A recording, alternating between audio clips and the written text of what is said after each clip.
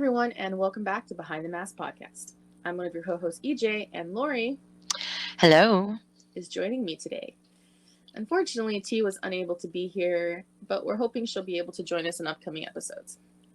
This is episode 13, which we're calling The Masks of the Holidays, which, Thanksgiving and Christmas and several holidays are just around the corner, and honestly, every holiday season somebody puts up some sort of mask, and we just want to talk about that because we've all been through struggles and fun times in the holidays for sure, but holidays are often sometimes the loneliest or the ones we struggle the most with, and so we're going to chat about that.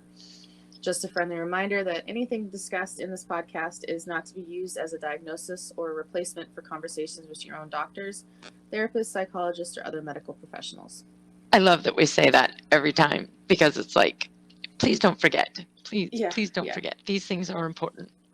Right. Well, yeah. I mean, it's important for us to acknowledge that It to is. protect us, but also to remind people that hey, we're not professionals. We're just talking from our own experiences and Yes. experiences of other people we know. And Yes. Yes. I just love that we're able to say that.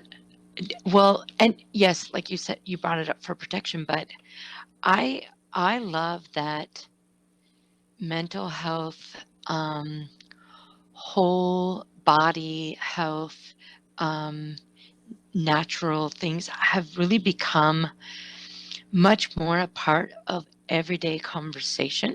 And, as we're talking about holidays, I think that for the longest time, I think part of the reason holidays can be so stressful is that there's so much expectation, unmet needs and expectations, and really kind of false beliefs that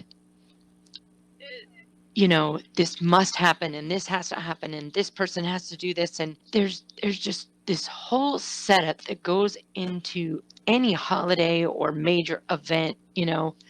um I believe I've shared on here before. I used to be an event coordinator, and I would tell brides and grooms, it is not if, it is when.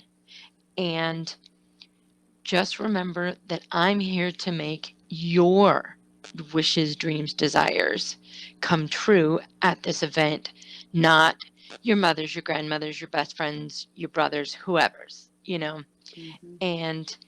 And really that it's my job as your event coordinator to deal with all those people who have a problem with that. Just send in my Right. direction, I'll take care of them. And I think we kind of need that same permission during the holidays, because things get built up and then people inevitably get hurt or frustrated, or, I mean, people leave or refuse to participate in family functions some days, just because they just don't want to deal, you know, Mm-hmm. with all that goes with a holiday gathering, you know. Yeah, I mean, I feel like the holidays are definitely. It's almost like a show of like the best of the best. Like sometimes they joke about like the Thanksgiving is like the Pro Bowl of like Christmas dinner, and like so there's like all these things where like you want to have everything perfect because if you don't have it perfect, then people are going to be disappointed, or Oh, the yes. expectations are higher than other parties in the year. Yes. There's I've seen jokes online about like Thanksgiving is like this Super Bowl too of like food, and if you mess up like on a side dish, you'll never be asked to do the turkey. I mean, just crazy things like that. But it's just, but we have to survive, and then we also have to take into consideration that there's people in this world that like myself personally, I'm single and I don't have any children. I've never been married.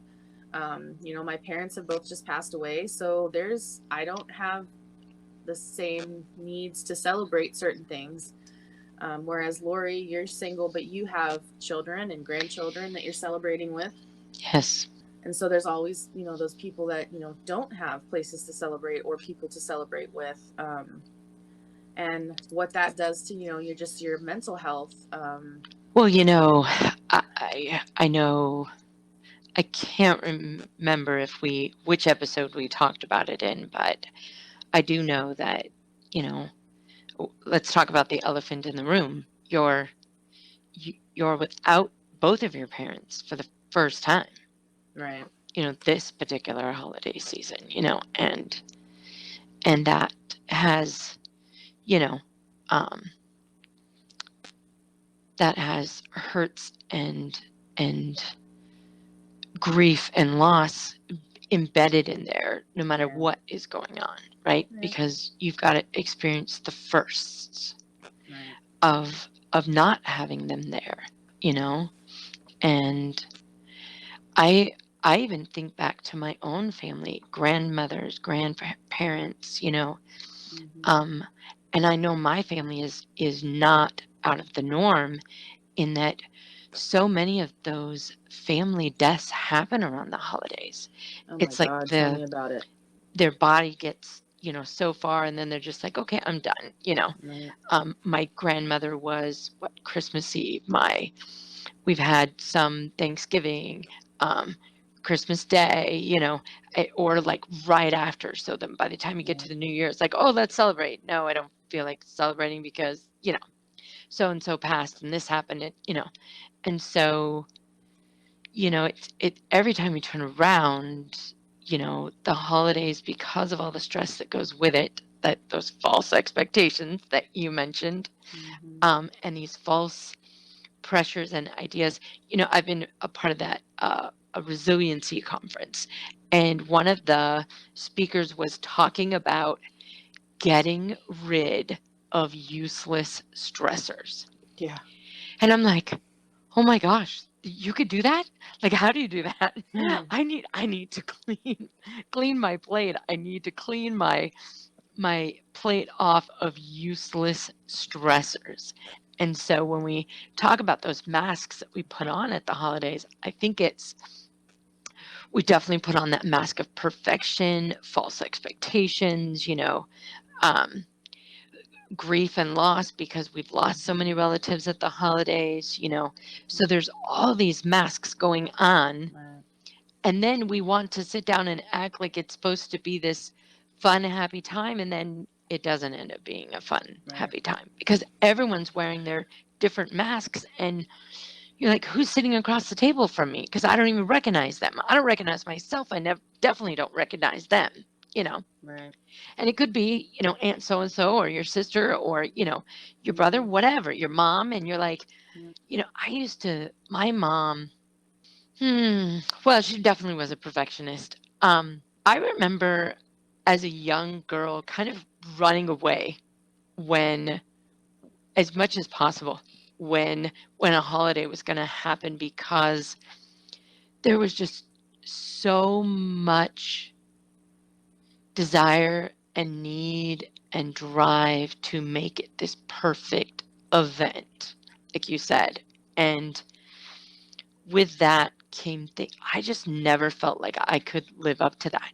I didn't. I was like, I know that I'm not going to be able to do that. And so I would literally try to, that's how I ended up falling in love with watching football because I just didn't, I was like, oh, all the women in the kitchen and everybody's trying to be in charge and everybody's trying to do all this stuff. And I just wanted to disappear.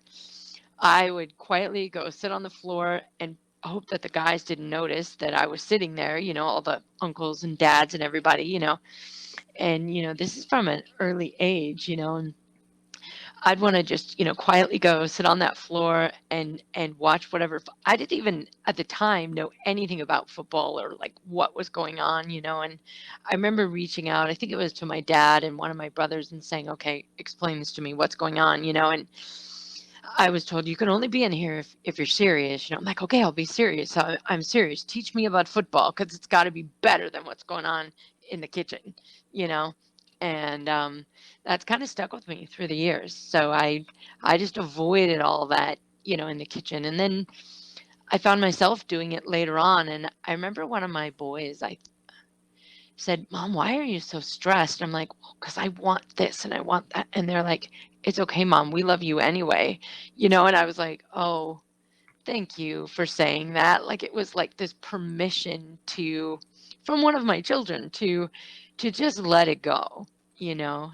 And I was really grateful for that, you know, and I am very grateful that my children and I constantly learn to engage in unconditional love, because without that, I think I'd have just continued to perpetuate that cycle of false expectations and drive and desire for perfection. Yeah, I think, for me, like, the holidays were very, like, totally opposite of what you've been describing. My grandmother, my mom's mom, lived with us till I was like 14. We usually had kind of a quiet Thanksgiving during the year. Like, we'd have like Fourth of July parties and other parties that were bigger and had people over. But for Thanksgiving, it was usually just my grandmother, and then my dad, my mom, and I. And then some years, my mom's brother and his family would come over. Or my grandmother would alternate Thanksgivings. Like, she'd spend one Thanksgiving with us and then another with their family. I And can't then, remember a holiday with under 30 people at it. oh my God. Wow. Yeah. So, and then for Christmas, usually what we would do is sometime between like the 10th and the 25th of December, my mom's brother and his family, so his son, so my cousin, my uncle's wife, and then my cousin's daughter and his, partner and all that. Like, so the whole group, we would all come over and have like a small Thanksgiving. And when my grandmother's brother was still alive, he would come over too. And so we'd have just a small little get together before Christmas. And so, like, my cousin's daughter could open up the Christmas presents and we could all have like a family Christmas. So then that way our Christmas Eve and our Christmas Day was mostly usually just the four of us. And then when my grandmother passed away, it's ironic, we're recording this on the 13th of November. The 14th of November of 2001 is when my grandmother passed away. And so that was definitely a tough one, but she'd moved out prior to her passing away and getting sick. So it would just been my mom, my dad, and I. And I remember my grandmother grew up in the old school, like, this is how it is kind of thing, like, Right. and more traditional. So like when I remember one year my parents decided not to do a turkey, and they decided to do this big Italian meal. So it was like spaghetti and all that stuff. And I remember my grandmother had a fit.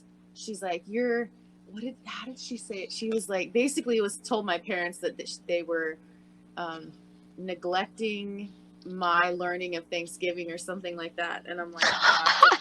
And now I'm like, really?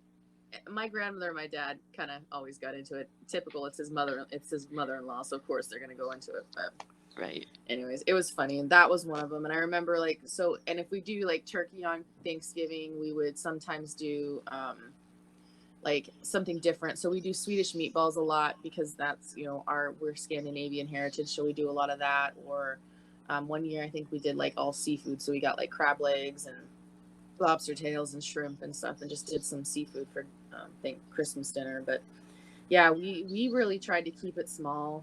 My mom definitely, like, mom and I would do like baking. We'd bake cookies and fudge and all sorts of stuff prior to the holidays, just her and I spending time. So her and I got really close. I mean, we were always really close. So that was kind of our fun thing together. So I don't really remember a lot of Christmases where we were going to a lot of places. Sometimes I'd go to like a friend's house for like their Christmas party or something. Or when I got older and I was working, I went to my boss's Christmas party a couple of times and stuff like that. But even then, it was just the gals I worked with and their partners, spouses, my boss's family, and we all kind of knew each other, so it was no big deal. We all hung out and whatnot. And then yeah, so I just feel like, at least for the first like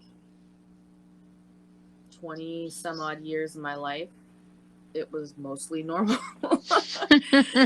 Or at least what I thought of normal, or like casual, down to earth. And then as I got older and after my grandmother passed away, Christmas was different, and my mom did her best to keep us all together, because my grandmother was kind of like the glue that kept my mom's brother and her together, kind of like the family. Just siblings grow apart over over the time, and so their mom was kind of the last major connection, and so that like my mom did great with trying to keep them together.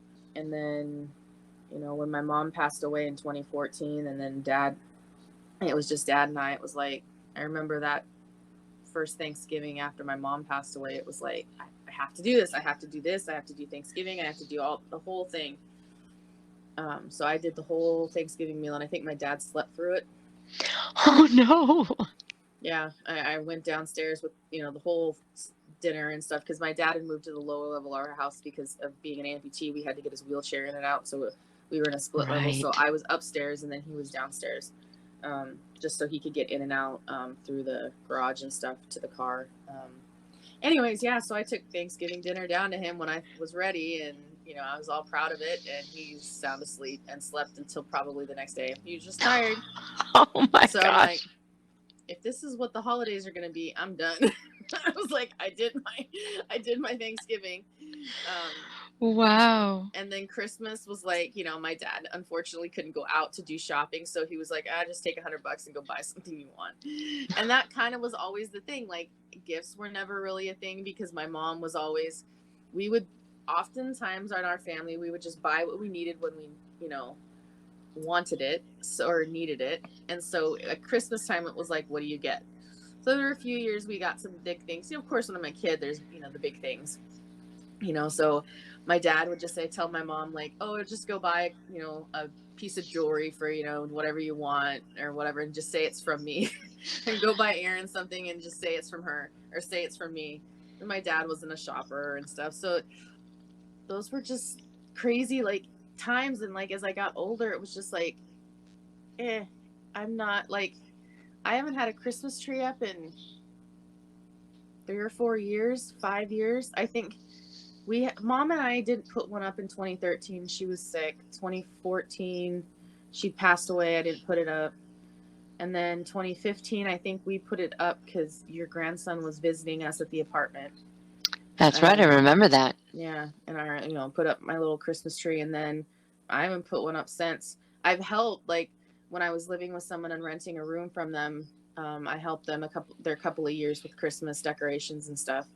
But even then, it didn't have the warmth, that like Christmas decorating has, and it still doesn't. Like I could care less, And then losing my dad this year, it's just even more raw. And the hard part too is my dad's birthday is December 7th. So not only do I have the first Thanksgiving, it's his first birthday. We just had Veterans Day, and he's a veteran, so that was tough. Yeah, you're gonna have a lot of those this year. Yeah, and so I'm thankful that I'm getting through it what any way I can. And I've had some great people in my life who've reached out, and a friend of mine, she's like, you need to get out of here. She's like, why don't you come down and visit me and my family for Thanksgiving? So I'm going away. I'm going to go visit my friend in Southern Washington for a couple of days around Thanksgiving, which will be really cool to get out and venture out. And it's the first time I'll have ever traveled for a holiday, because I was always home. That's right.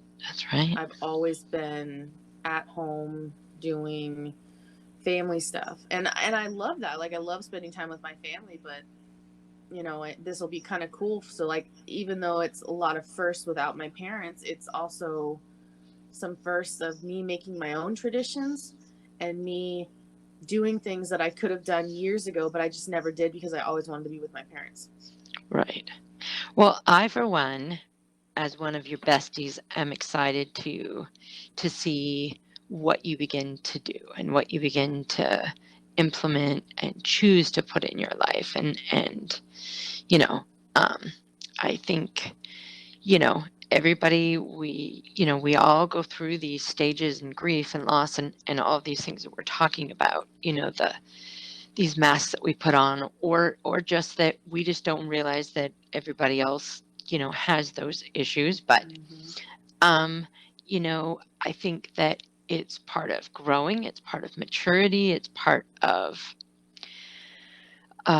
just that process, that such a time as this, is always one of my my favorite concepts, in the Bible with Esther, is we, but I think sometimes, so kind of thinking about this, right? So in our next segment, if you will, we're going to talk about, some of those things we can do for self-care and building up resiliency, but besides just putting on a mask and surviving, right? Right. I think a key component of that is realizing that that concept of for such a time as this is not a singular moment. It's not a one-time event. This is a journey. It's not a destination. It's not make it through this. It's enjoy it, embrace it, value it, and take away from each thing out of the good and bad, right? Right. And I think that's how we can stop wearing some of those masks that aren't really helpful during the holidays, where we're avoiding and conflict managing and all of that goes in with what we wear at the holidays just to survive it. And I don't know about you, but I don't want to survive the holiday. I want to thrive in it. I want to find those moments and enjoy them. And so I think that this is that great move into the next thing. So one of the things that I've been learning is how, and we've talked about this in other episodes, how important self-care is and the difference between self-care and selfishness. They are not the same. That's true. And I, for one, have for many years, and I am a work in progress, right? But I am learning that self-care is necessary, and it's biblical, it's healthy, it's necessary to healthily move forward in my walk, in my journey, and without it, I'm never really going to be whole. I'm always going to have to find a mask to wear or a situation to survive. Whereas if I can begin to engage in self-care and resiliency, then I actually get to be grateful, and I get to thrive, and I get to embrace and find those beautiful moments that I'll treasure forever, And that's what I want to do. I want to have those beautiful moments that I get to treasure, those moments with my grandkids and moments with my children, and I want more of those. So I'm trying to really learn how to engage, and that by taking care of myself, I will get to have more of those opportunities, not less of them. Right. Yeah. And I think, going through that, it's okay to, take some time for yourself. And, it's hard too, because you say that, like self-care and selfishness are two different things. And they are, but oftentimes people will jokingly say, well, it's okay to be selfish. No, it's not okay to be selfish, but it's okay to realize that you need to take a moment for yourself, or to do something to help yourself. Hashtag amen to that. Yeah. And I don't know, I was thinking like self-care, it can be simple, it can be basic, it can just be like stepping away from the large group, or choosing not to go to a large group event because it's going to be too much. Because I don't know, for me, like in large groups, I kind of like become a, like, I don't know, stoic, or just I just don't do well in large groups. Unlike me, who flourishes in them normally. Yeah, that's probably it too. And even just typical basic things, like if you have to sleep in longer on a day, or something I have to remind myself is I don't have to always be at things 20 minutes early. No, you don't, especially because you're not a Marine, Because, you know, the But Marine philosophy is if you're 10 minutes early, you're actually on time. And if you're on time, you're late. right.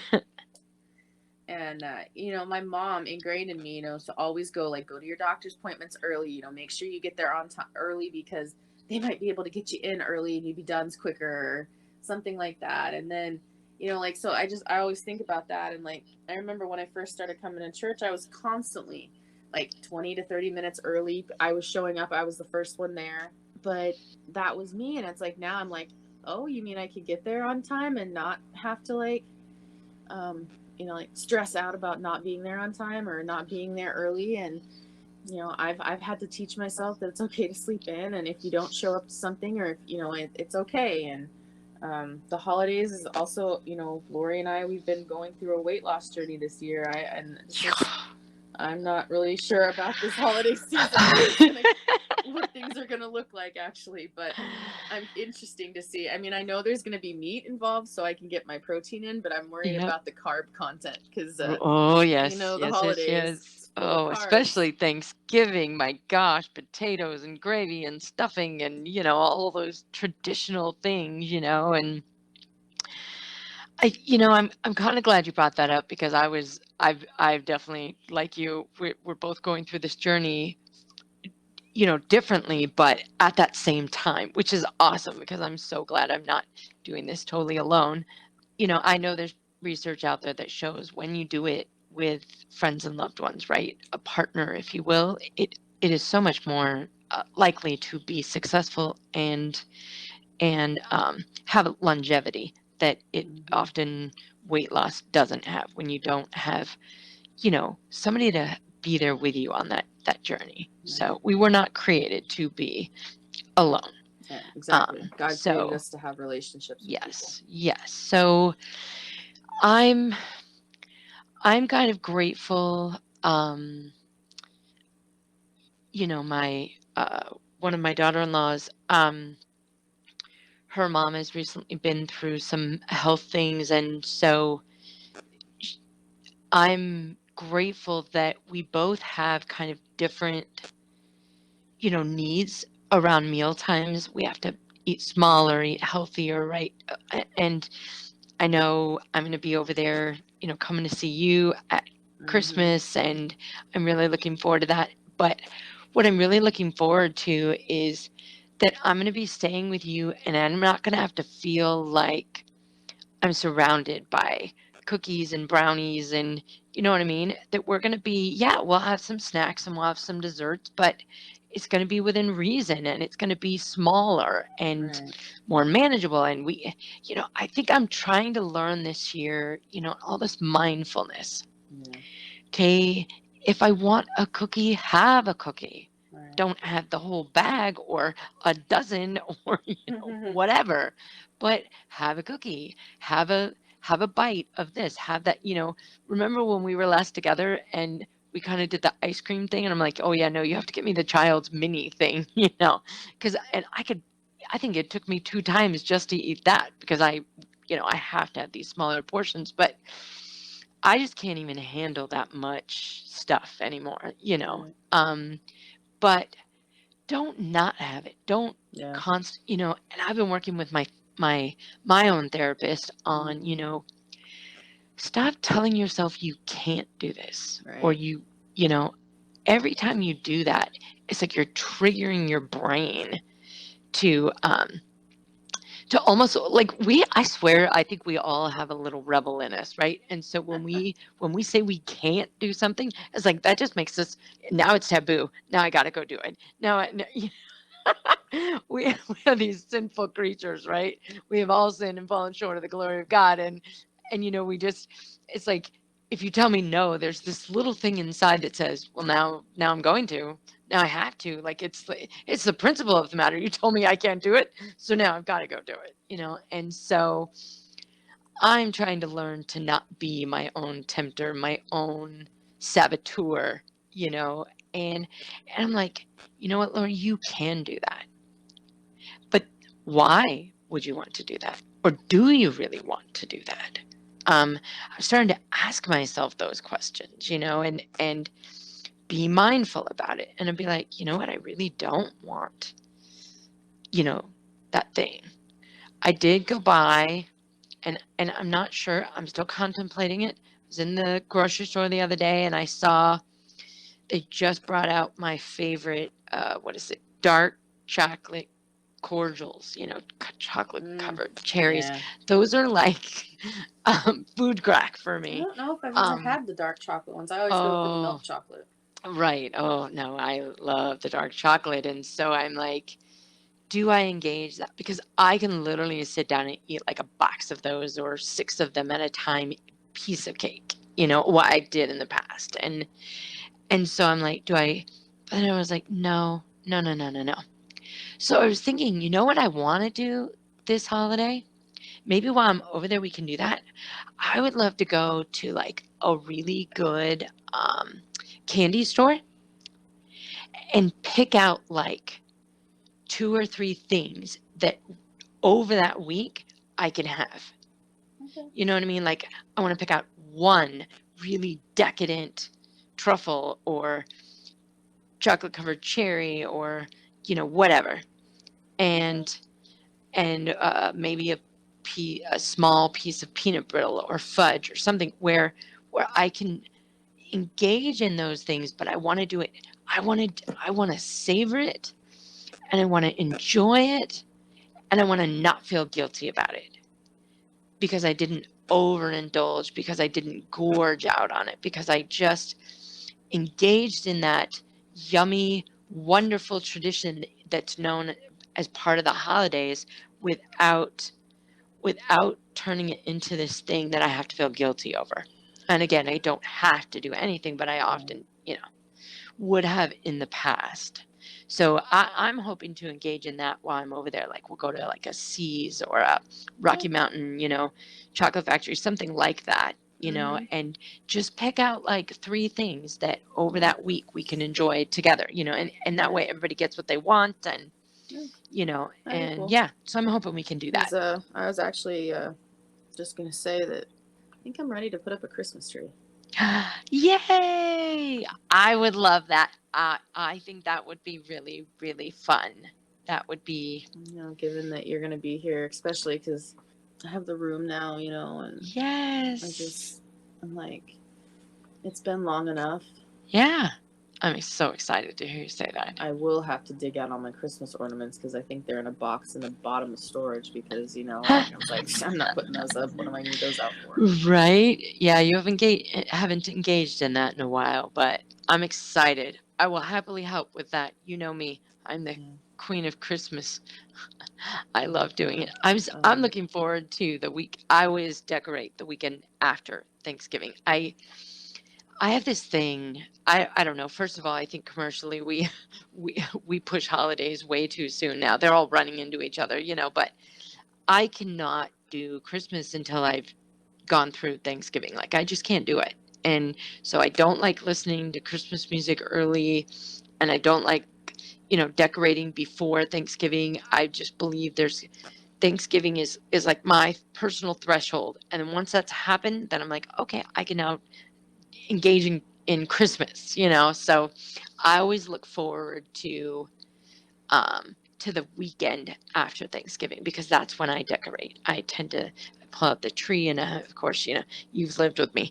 I literally put away half my other, household decor because I have so much holiday decor that it basically takes over the entire house.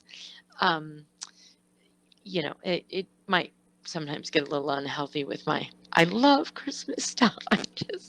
It's so much fun and I very much enjoy it, and I love decorating. So anyway, I will be looking forward to doing that again this year. So yeah, if you need some help, I'll be happy to help. Well, I was gonna say maybe we could, if you're coming in early December, maybe we can put it up then. Oh, I would love that. That would be so much fun. Let's put that on our calendar. So Yeah, I think another thing that with all the, I've been learning about building resiliency, which is that ability to bounce back after griefs and losses and obstacles and, to learn how to be flexible, moldable, more empathetic, just able to go through life a little less stressed out, right? So I'm learning the importance of, and one of the speakers in that conference that I was just a part of, again, I keep referencing it to it because it was so amazing. I learned so much. I have like, I don't know, I have like half a notebook of notes, but um, one of the other speakers talked about if you have to, okay, how do you say it? I think it was that urban monk guy. But if you say, if I have time, it will never happen. You have to actually make the time. Right. So I think this is a good time to talk about how do we create time and make that happen for reflection and meditation, journaling. Those things they allow us to process and get through some of those stressful times. And if we're not engaging in that, then we don't have anything to fall back on, right? We don't. And so I really believe a huge part of my holidays this year is going to be making sure that I have reflection and meditation built into my schedule so that I'm better able to handle those things that are going to happen. The inevitabilities, because they are going to happen. It's not if, it's when, right? So I want to create in my schedule built-in times for reflection and meditation so that I can process healthily and I can let down, I can vent if I want. I want to have healthy people that I can touch base with and be like, okay, help me process whatever this is, the grief, the loss, the anger, the frustration, whatever it is that I'm going through. I want to be able to process those things out in a healthy way. So that's a big key for me this year that I'm trying to implement. What about you? I think it's just taking time. Like, I'm realizing my weeks have been getting quite packed the last few months. So just trying to not fill my schedule with so much or feel like I have to do certain things. So I can leave room to just sit in bed or watch a Hallmark movie if I want and not feel like guilty for not doing something else. Yes. Because honestly, like, yes, I'm going to go visit my friend for Thanksgiving, and maybe put a Christmas tree up. But I don't want to go to 50 Christmas parties this year. Right. Right. There's a few that I will go to, because I'm part of a team or something like that. But I don't want to. I want to give myself time to take that minute and process the fact that this is a first. Yeah. By the way, I have a limit of Hallmark. So I've saved them all up because I knew I was coming so we can watch Hallmark together. Okay. So I have like six, so there's Luke was in like 5 or 6 Christmas movies. So we have to watch at least those because like Maggie's Christmas Carol is a really good one. I can go down the list. Oh no, I've opened a can of worms and I can't put them back in. Oh Lord. Okay, I didn't say we could watch 20. We'll have to discuss this, but I haven't met the quota yet. But I promise you, I am available to watch sappy Hallmark stuff just for you. And there's one of those Up TV Christmas movies that has a sequel now, so we'll have to watch that. Okay. Well, I promise we will get some of those in. In. I have stored them up in preparation for knowing I was coming out there. So yeah. But yeah, and it's, I don't know. I'm not pushing myself, and if I don't make it to an event, I don't make it to an event. I'm to a point, I need time. Yeah. And like, I'm grateful for so it was a couple of weeks ago, or it was just recently, somebody in our Bible talk, her husband is a nurse and he's working on Thanksgiving. So she said, you know what, if anybody wants to, if anybody doesn't have a place to celebrate Thanksgiving, if you want to just bring, your own meal, like stop and get like takeout or something and then come over and we can do games or something. And, I think she was directing that at some of us singles who didn't have, significant others. But I was like, oh, I appreciate, the invite, but I actually have Thanksgiving plans. And um, I'm looking forward to going and visiting my friend and getting out of town, because I haven't, aside from a couple of road trips, like day trips, I haven't Right. really gotten out of town for a while. So it'll be cool to get out of here and just have a little downtime. Maybe Yeah. do a little sightseeing, maybe do some drives and go take some pictures somewhere, and Oh, yeah. depending on the weather. um, hopefully there's no tornado warnings while I'm out and about. Gosh, yeah. That's Yeah, been we've gotten a our few of those weather. recently. It's so strange. Yeah. Anyway, yeah. I'm like, Yeah, did I move to Tornado Alley and I missed it? I know, right? It's It's been, yeah, weird. weather phenomenons, but that could Yeah, be a whole nother podcast. yeah. But yeah, so I just, if I don't go to an event, just take the time to, like, reflect and figure out why. Like, because I think a lot of times we have those moments where we don't go to something, or we don't, and we just like go do something else. But it's like, why are we doing that something else? Like, Right. are we truly reflecting on why we're not going to that event? And maybe it's because you don't want to be social at that time, and then that's, you just need to take some downtime. And like, I recharge when I'm by myself. Yes. And so I've been very drained the last, like 6 months with everything that's gone on. So I need some downtime by myself. Yeah. Um, Yeah.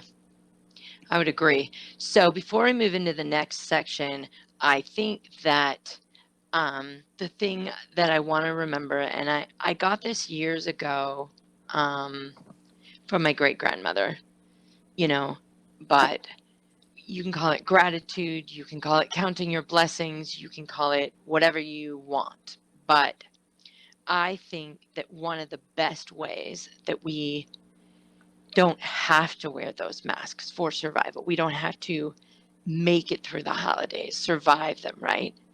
Is when we can focus on that positive, when we can say, what am I grateful for? What's a blessing that I can count? I try to do this on a daily basis because I just know that it is so important to kind of eradicate some of the negative. We have so much negative, unfortunately. We've got, world pandemics going on. We have weather things. We've got deaths. I can think of 4 or 5 different car accidents here in the last, just few weeks, including 2 of my very own with my sons, and, almost giving me heart attacks. and You one know, calling in the middle of the night. Well, oh my it's gosh, not this day. I was like, I do not need the 2:30 a.m. telephone call with the police officer saying, he's okay, he's okay. I'm like, okay, stop talking, everybody. It's 2:30 in the morning and I can barely process. But man, my sons really do have guardian angels and they have been protecting them. So I'm grateful for that. So yes, counting those blessings. And I think I've had to focus on that and say, okay, and you and we've talked about, chronic illness, and we'll talk more about that in future episodes. But one of the ways you don't succumb to all of the negativity and depression that goes along with chronic illness is by counting your blessings, being grateful, finding those things within your day. I am awake. I'm moving. Today I got up for a walk. Today I went out on a little adventure, or I made it through the shower and nobody fell and everything was fine, you know what I mean? And you know, I'm I get excited when I'm like, oh, I did a little jaunt to the mailbox, and then I took a little longer route this time, or I did this, and I try to take the camera with me now and, take pictures so I can capture these little things. So in my life, and I think it should be mandatory in everybody's, for that healthy living, is counting your blessings. We just need that positive, or we're going to sink, Yeah. in my Mm-hmm. humble opinion. So, Oh yeah. okay, so let's talk about some healthy boundaries and how we make sure, and, we have never shied away in this podcast about the fact that we are 3 faithful sisters, walking on this journey together. But how do we stay tapped into those faithful foundations? I think let's look at where to go. So let's talk about some of the obvious things that we've kind of mentioned in the previous segments, but we haven't really narrowed them down. So kind of some do's and don'ts for the holidays. We need to remember that we don't have to fit everything in just because it's tradition or somebody says so, or this is right. Right. We can actually, I'm planning a second kind of Christmas because of, we've got, we have some family on the other side of the state, which is why I'm coming over to see you. We've got some family that's staying here. We've got, children that live in different homes, and, we just have all of that stuff going on. And I think we are far from abnormal. I think that unfortunately my family's all over the placeness is just very common now, right? Yeah. Yeah, it is. So I think it's important to remember that we don't have to fit it all in, and we can have Christmas on New Year's Day with some of the family that we couldn't see during, the actual holiday. Like, it's totally okay, and or, kind of, I can come and do kind of early Christmas with you, then spend Christmas Eve and Christmas Day with, my grandkids and part of the family there, and that, I'm breaking it all up. I'm not, it doesn't have to happen in some manufactured, this all has to happen right now. So I think that's a huge thing. Any thoughts on that? Yeah, I mean, I agree. It's get what you can done when you can do it, and you know, it's okay to make your own traditions because every year may be Amen. different. Every year is going to be different. You know, just for example, even your family. It's like this year, you have your grandson. You guys have your grandson before Christmas. Next year, you might have him. Depending on how. Afterwards. Right. Yes. Yeah. So it just depends on how the custody agreement is. And there's different things, and a lot of families have to deal with that, like Yeah. coordinating, like who has the kids when, and When so much of us live so far apart now. yeah. Yeah, and last year was extremely challenging. We had a global pandemic, which kept a Oh, lot of families apart for the right. holidays. Right. So people were having to find different ways of celebrating, and some celebrated by just opening presents on Zoom, or instead of delivering a package, they just sent it via Amazon, or Yes. Yes. found different ways to do that, which is not great that we can't be together. But I think the important thing is, like we've shared, is Celebrating and getting into that pot, finding those ways, yeah, right? Yeah. basically. Yeah. And I'll share a little more later, because my thing, one of my big things is remembering what the season's all about in the first place. Oh, amen. Amen. Which I think we do get caught up in. There's so much commercialism, and, we get caught up in that. But so the next thing I think that's really, really important, and we say this a lot, but let your yes be yes. Don't say yes if you're only going to be saying no later, because that's going to cause guilt for you, and it's going to lead to mistrust, and it's going to lead to so many hurt feelings, and, just say no. Say no. You can actually say no. I was part of this Bible study group this morning, and one of the brothers in this group was saying something about, people used to get so offended because he just speaks his mind or whatever. And my son, it was really awesome. He said, yes, but the difference is truth and love, right? He said, Mm-hmm. sometimes I think you forget the love part, right? Same thing when we're saying no. It, the one initial hurt from the no, if done in love, and if you can, with an explanation or a just that whole air of grace about it, will be so much better than disappointing them later because you said yes and you never really had any intentions of following through. Right. You Yeah, know, today's a perfect example. So we're recording this on a Saturday, and so a couple weeks ago, I allot my Saturdays to podcast stuff, whether it's editing, recording, you know, planning, whatever. So oftentimes, you know, usually there's not a church event, happen on that day. Just a couple weeks ago, I found out there would be one today. We didn't know what time of the day.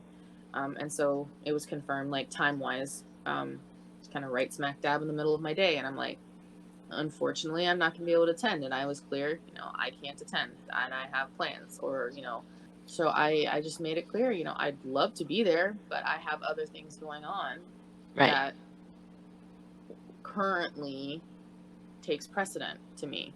Yeah. Podcasts need to get recorded so they can get published, and they, need to get edited so they can go out.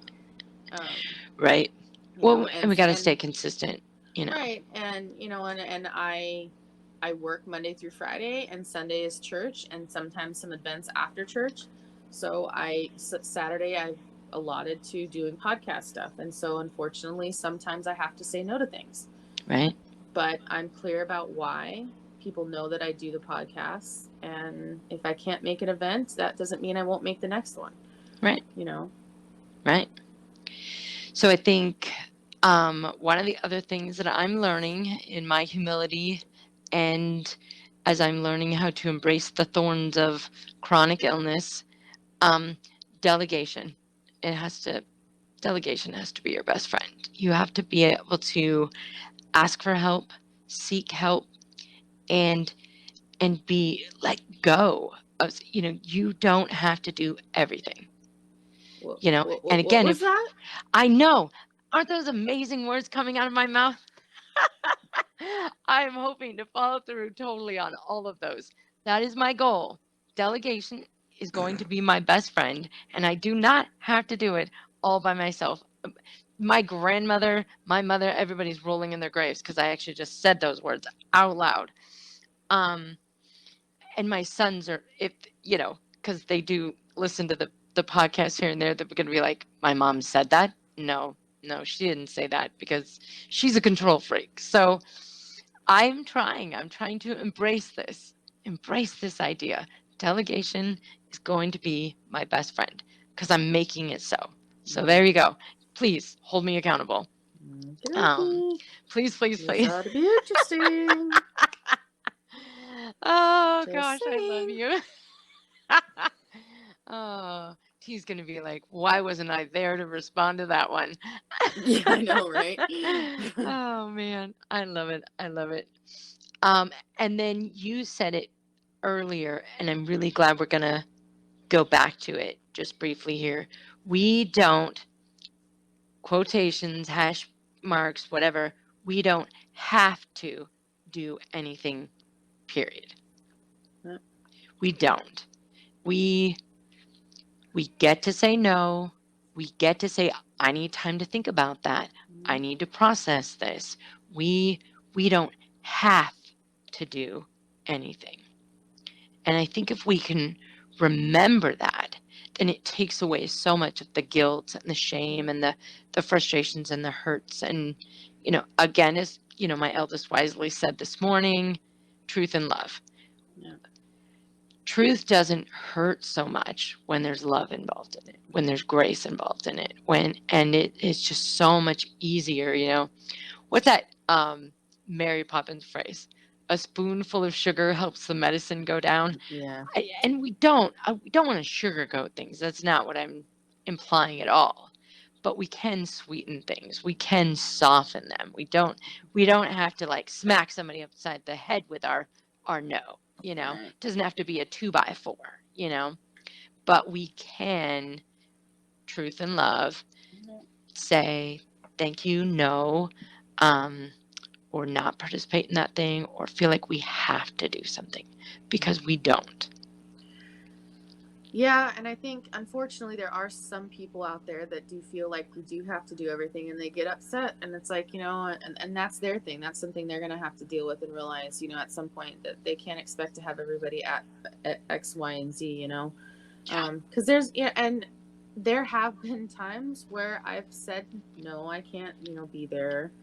I don't go, and then somebody's upset about it, and I find out about it later, and then I feel guilty because I didn't go, but I had like a reason why I couldn't go, or I wasn't feeling well and I couldn't go. So it's like I was, then I was feeling guilty for being sick, or to, being unable to attend. So there will be times, and it depends on the person you're dealing with too. Some people might be accepting of no, and others might say, oh well, just try, see if you can come. And I'm like, okay, Oh I can my see, gosh. but I'm pretty sure I'm not gonna be able to be there. Just like today for me, it's like I'm pretty sure I'm not gonna be able to be there. And you know my podcast days, times flip flop, because normally we record at night. We're recording in the morning, afternoonish, and then I Yep. have other stuff going on in the evening for my other podcast. So, I'm not going to be able to be there, and there's no way I can get around it because, there's only so many days in a week. And Right. when other people work at certain times and other people don't live in the same town, and you can't just get together for half an hour and you got to like coordinate schedules, Yep. sometimes you have to miss things for other things to happen. So, and that's a big thing too. Like even in our church, you know, like the whole month of December is like full of like every ministry has their Christmas party or their game party or their white elephant party or their Zoom event, Right. and there's just so much going on. And oftentimes there's like the singles might do something on a Friday night, and then the next morning is like the Bible talks or the teens ministry, and then like other people want other people to come because like, oh well, it's a whole family thing, and they want the singles to come. So it's like there's so many things, and oftentimes they fall back to back. And Yeah. after about the third or fourth party, it's fun, but it can get overwhelming. So Yeah. then I that's when it's definitely have to okay to choose say, them, yeah, wisely. I have to pick and choose. I have to say, okay, which ones are the most important to me, because right, I know that my body is going to hijack, right, and I also have to be graceful because my body at some point often hijacks me, yeah, right?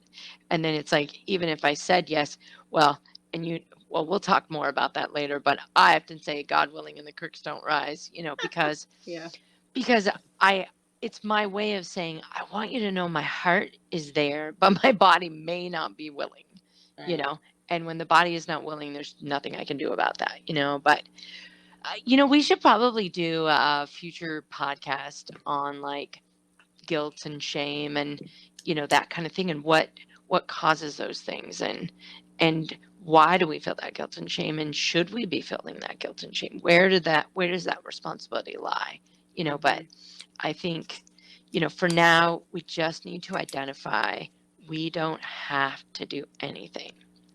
So when I'm in those stressful situations and when things are kind of going a little haywire, one of my favorite go-to scriptures is Psalm 28.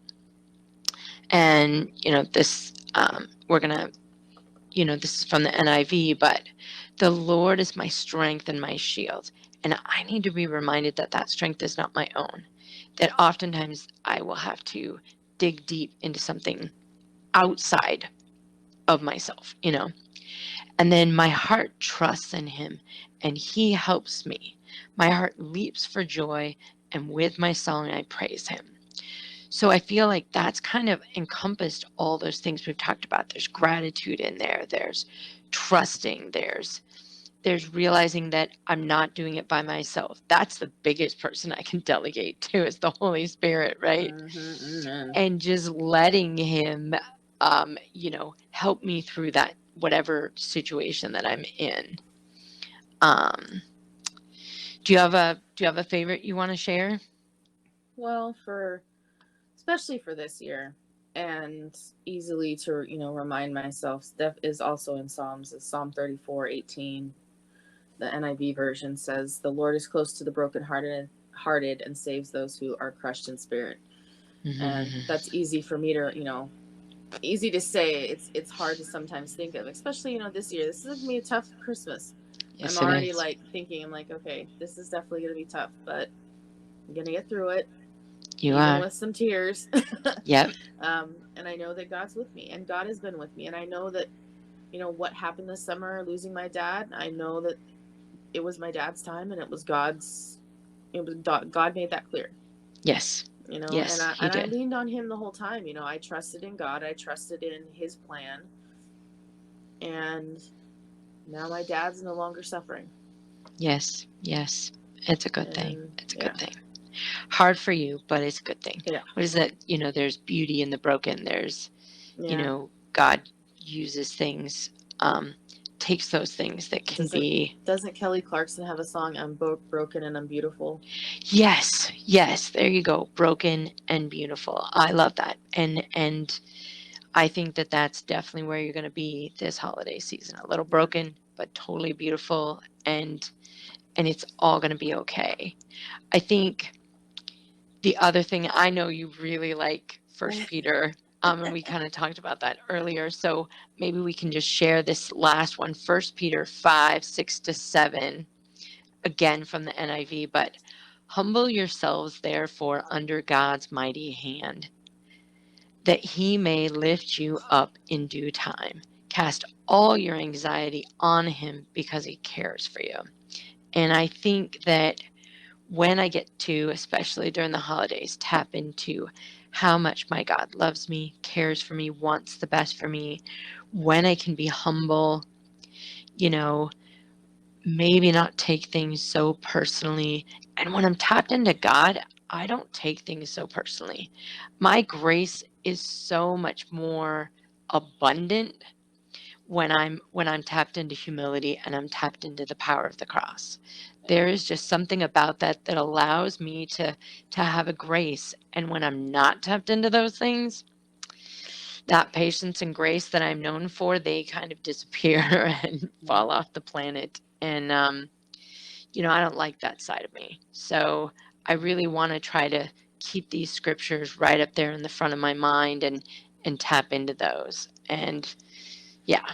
Yeah, cast all your anxiety on him because he cares for you is something I hold on to a lot, because definitely somebody who struggles with anxiety, Yes. I often go to that one. And then also the Matthew 6:25-34 scripture about do not worry, and for the worries of, this life, don't worry about tomorrow because tomorrow has enough worries of its own. Amen. Amen. All good scriptures to just remind myself that, I can't get anxious and can't start worrying about things that I have no control over. Amen. And I think at the holidays, a lot of times we have that. We feel like we have to be in control of everything, and we just have to leave it into God's hands because God is going to get it through. And if Amen. the stuffing is missing the onion, that's okay. Right. Forget to buy it.